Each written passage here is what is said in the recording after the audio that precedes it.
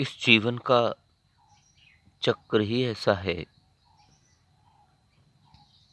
कभी दुख आता है तो कभी सुख आता है। कभी मन व्यथित होता है तो कभी प्रसन्न होता है। ये उतार-चढ़ाव, ये बदलाव होना स्वाभाविक है। ये सब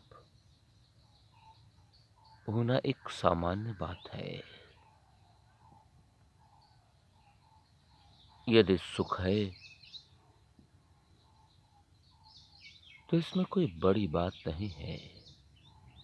यदि प्रसन्नता है, सफलता है, तो ये कोई बड़ी बात नहीं है। और यदि सफलता, सुख बड़ी बात नहीं है,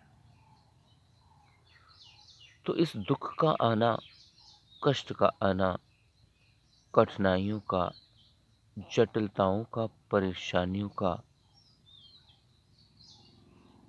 आना कौन बड़ी बात है? जिस प्रकार से सुख का आना कोई बड़ी बात नहीं है, ठीक उसी प्रकार दुख का आना भी कोई बहुत बड़ी बात नहीं है,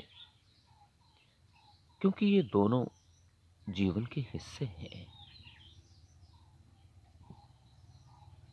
दोनों एक दूसरे के पूरक हैं, दोनों समानांतर रूप में जीवन के हिस्से हैं। एक आता है तो दूसरा पीछे हट सा जाता है, दूसरा आता है तो पहला हट सा जाता है।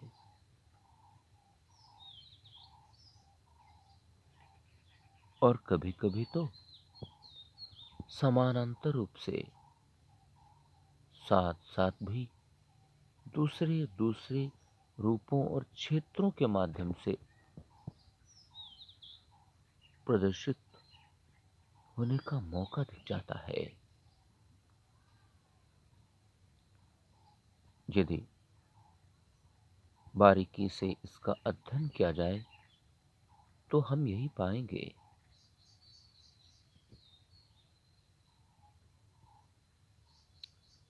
कि सुख और दुख, कष्ट या प्रसन्नता,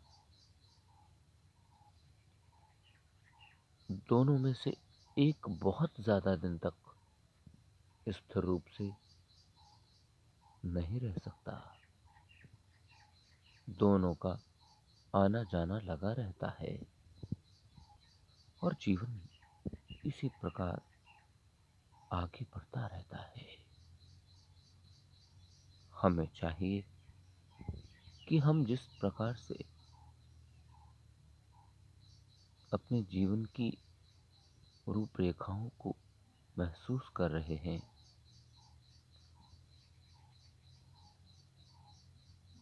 उन दोनों रूपरेखाओं के लिए पहले से मानसिक रूप से तैयार रहें।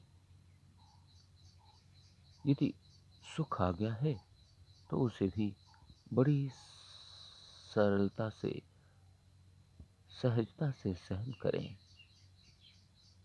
कहीं ऐसा ना हो कि विकार पैदा हो जाए, अहंकार पैदा हो जाए, घमंड पैदा हो जाए, या फिर यदि दुख आ जाए तो कहीं विचलित ना हो जाए, व्याकुल ना हो जाए। दोनों परिस्थितियों में दोनों रूपरेखाओं को समझकर धैर्य रखने की आवश्यकता है। धैर्य ही वह माध्यम है जो हमें जीवन की रूपरेखाओं की, सफलताओं के उस पार तक पहुंचा सकेगा। जहां धैर्य है, वहां सर्वस्व है, और जहां सर्वस्व है, वहां किस चीज की कमी होगी? अर्थात कोई भी कमी नहीं रहती। इसलिए धैर्य को धारण करने की आवश्यकता है।